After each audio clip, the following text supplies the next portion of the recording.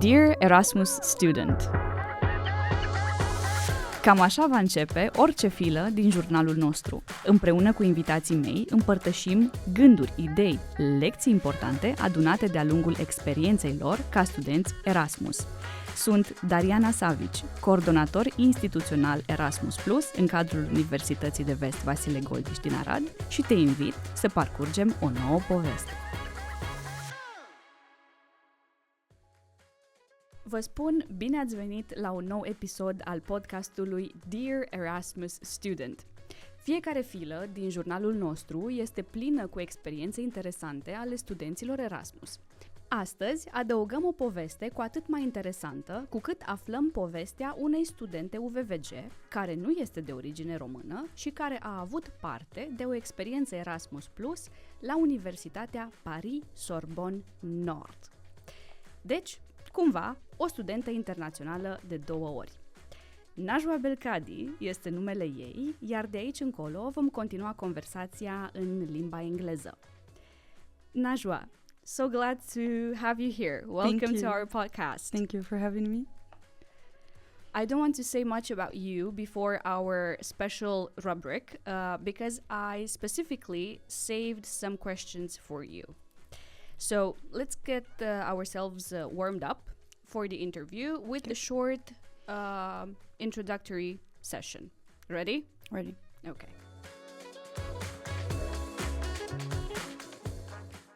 Tell us where you are coming from without telling us where you're coming from. Basically, describe your home country without naming it.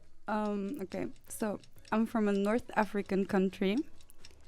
It's very well known for its tea and other very tasty foods.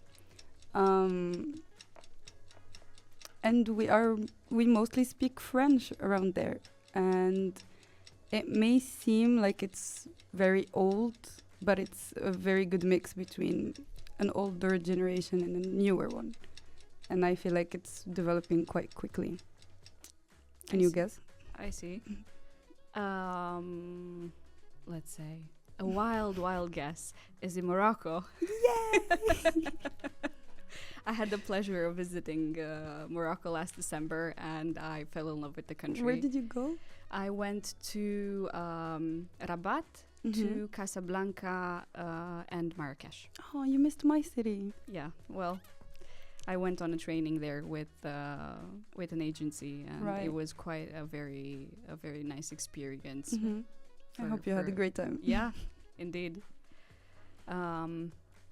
Going back to our warm-up session, one favorite thing about Arad and one favorite thing about Paris. I can't give just one thing. Arad, over the years, have started to feel like home. So whenever I come back, it feels like I come back home. It's very... It's the same feeling I get when I go back to Morocco. So that's one of the things I love about Arad. And Paris is just... I'm in love. I want to know, where do you see yourself in 10 years from now? In 10 years, I would be 33, 34? Yeah. Probably with another specialty at hand. Okay. Already a surgeon. Very ambitious. We like that. 2 cats. Okay. And a really, really nice place somewhere in Europe. If you only had 30 seconds to convince someone to become a student at UVVG, what would you say? 30 seconds is not enough, but not in a bad way. It's just that there are so many things that are good about our faculty that I feel like you can't convince someone in 30 seconds. Now that we got a sneak peek into your story, let's go back to the beginning. What are perhaps some of the most interesting things about your upbringing? About the place you grew up, about your family, I don't know, parents, siblings, about the school you went to, anything that you would like to share and let the world know. Well, I grew up in a family where I'm the firstborn child, so that's a lot of pressure. Okay. We mostly spoke French and Arabic, but I was very, very interested in English because I had a teacher who was from Holland, I think, and when I was in primary school, and she only spoke English, which I found very interesting. So I was like, I want to speak English too, because I want to understand her. And so I got obsessed, and I spoke English from a very, very young age. And then my mother was like, now add Spanish to that mix. So we did. And then at the end, I ended up learning Romanian. The school I went to 3 different schools, from primary to middle to high school. They all focused very much on speaking French culture.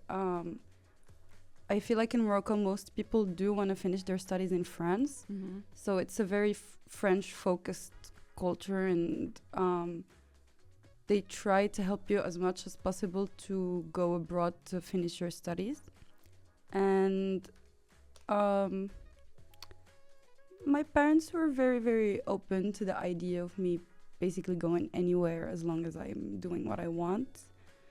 And my mother actually was the one who did everything for me for here for Romania for like, I think I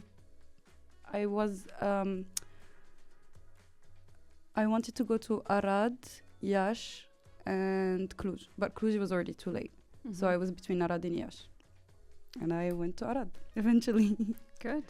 So you are a girl of many talents, also medically speaking, but also you're into languages in this part of philology, languages, so to say social sciences in a way. You were mentioning earlier before we started recording our podcast that you're interested also in psychology, so maybe you will follow that as well in the future. Probably, most definitely. I want to do as many specialties as one can do in a lifetime. Okay.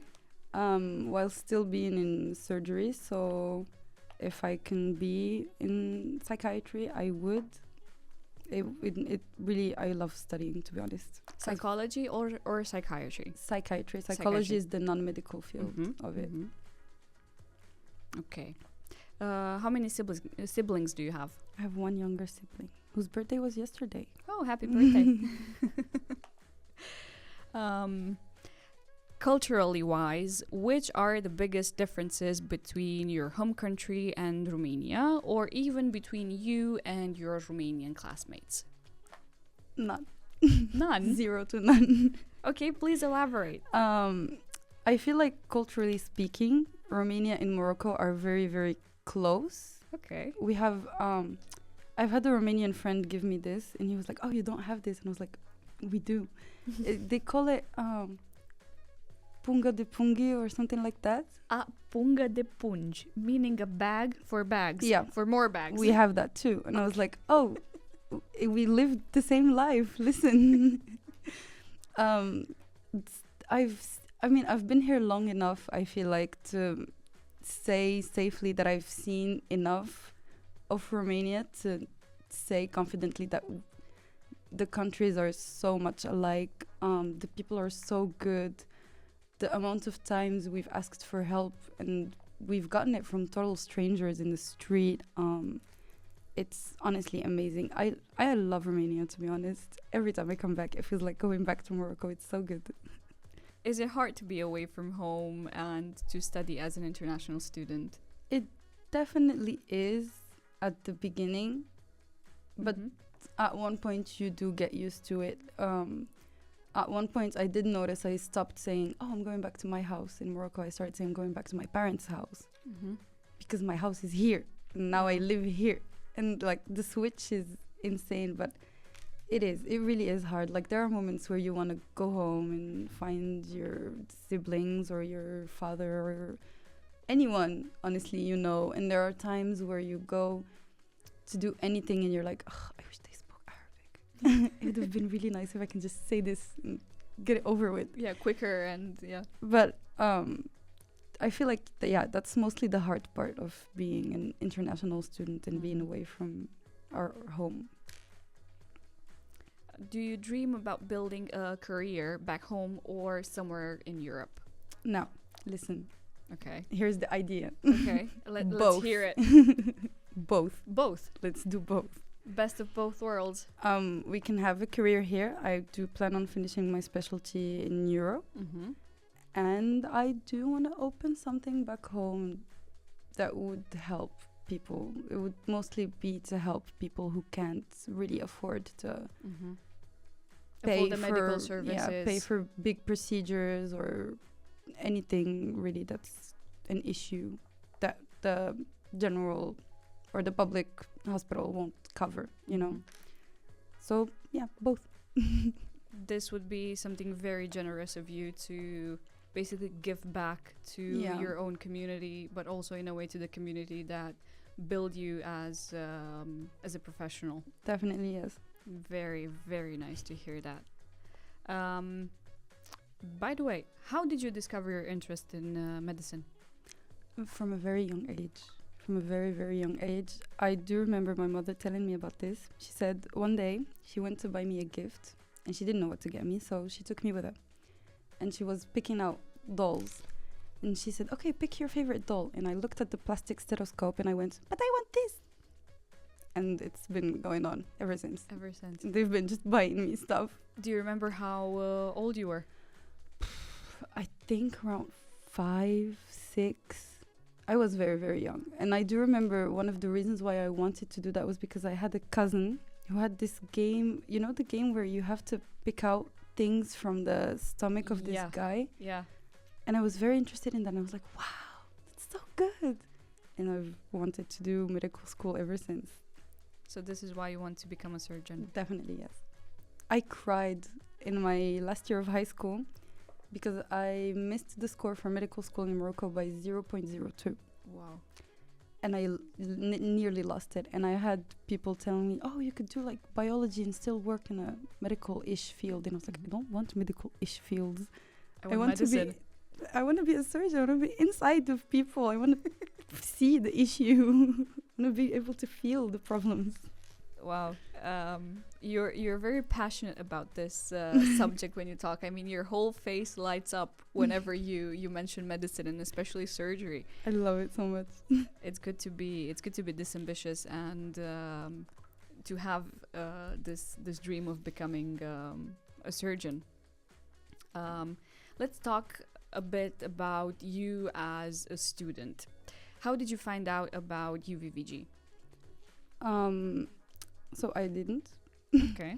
As I've kind of said earlier, it wasn't me.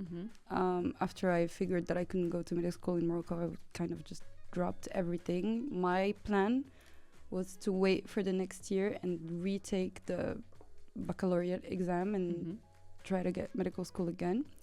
But my mom did not want to give up.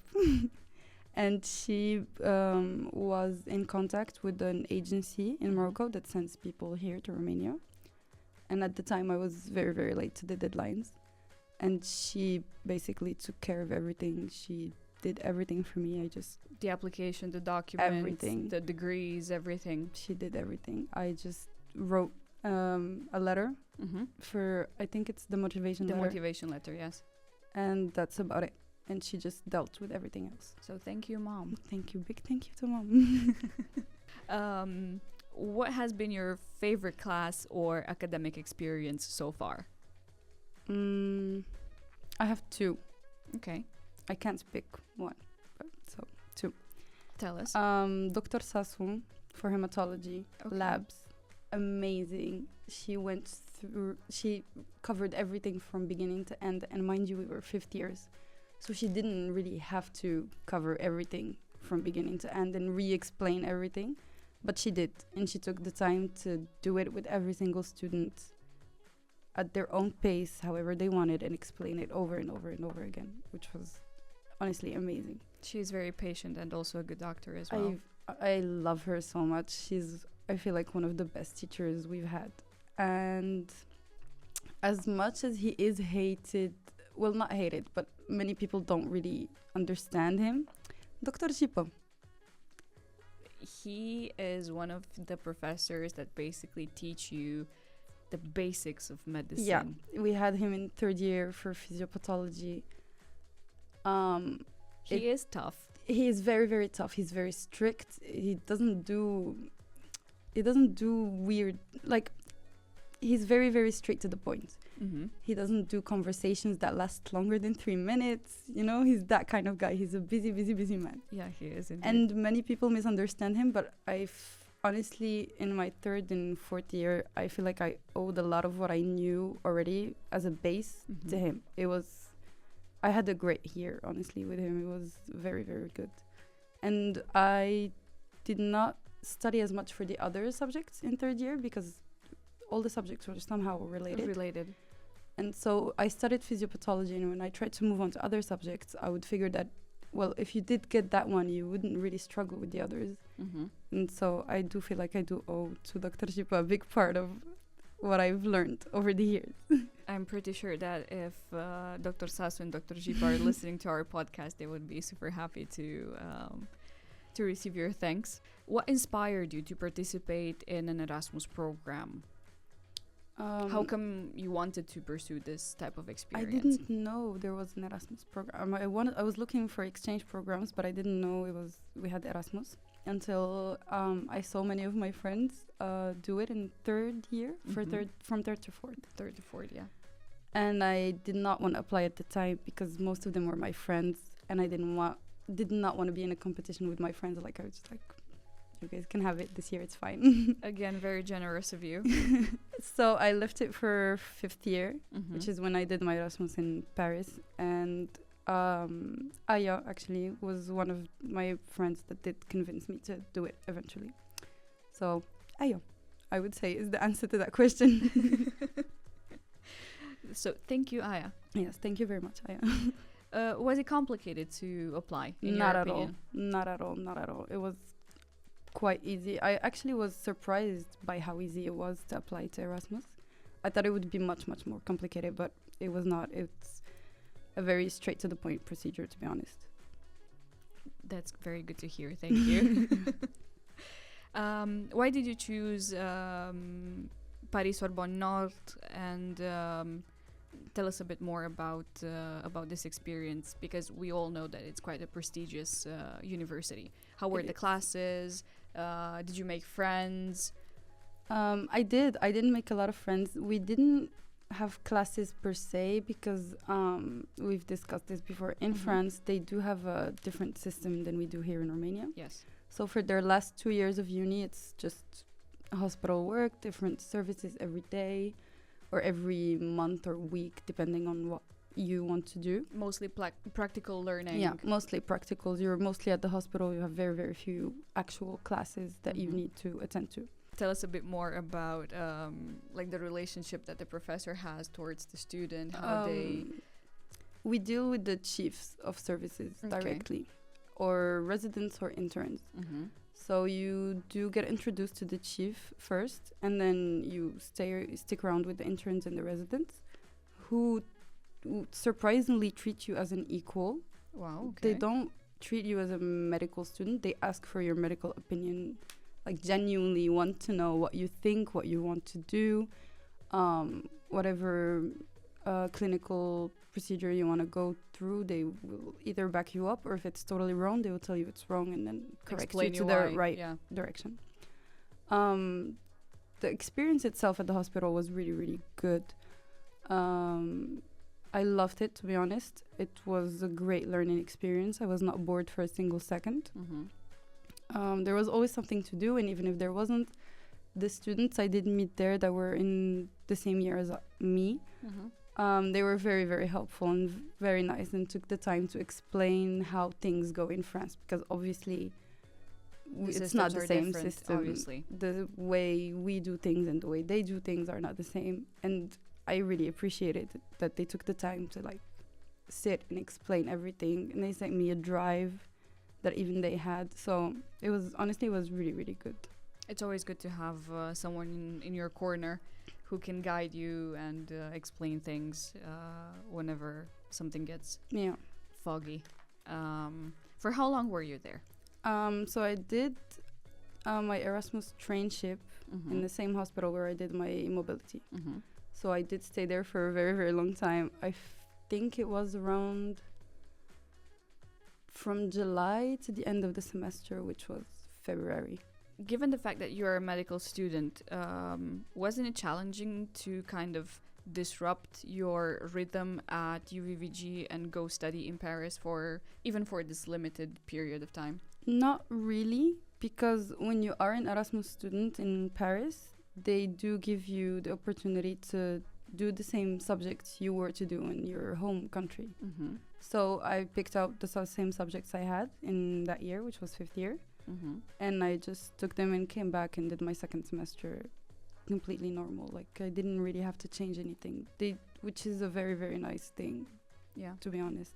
Well, this is the main rule of the Erasmus program. Yeah.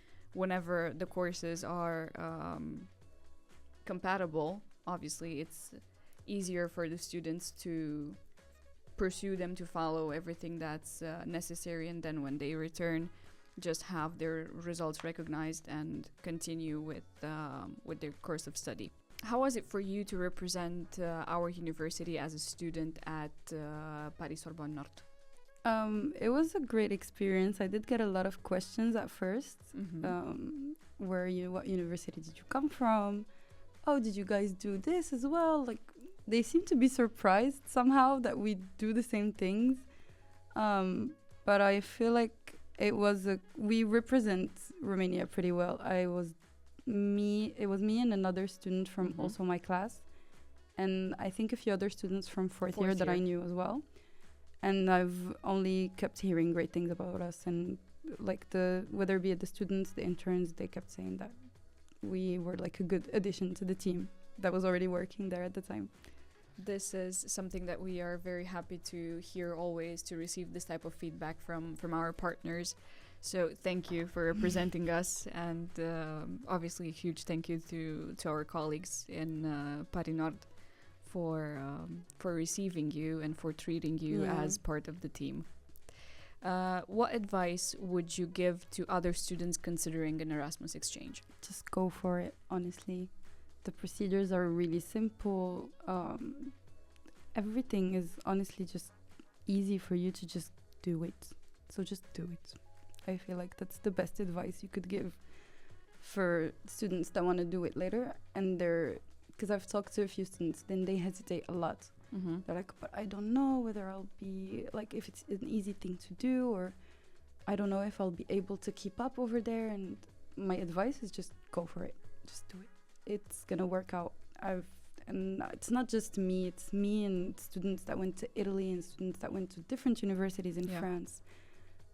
It's not like the Erasmus exchange students are treated really, really nicely, and they help us so much to work it out, whether be it here or there.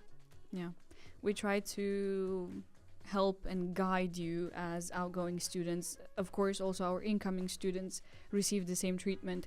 So we are here, whatever questions you might have or doubts, we are here to talk it out, try to explain the whole procedure if you're unsure of something. I remember calling you daily at one point when I was applying and showing up to your office and staying for hours.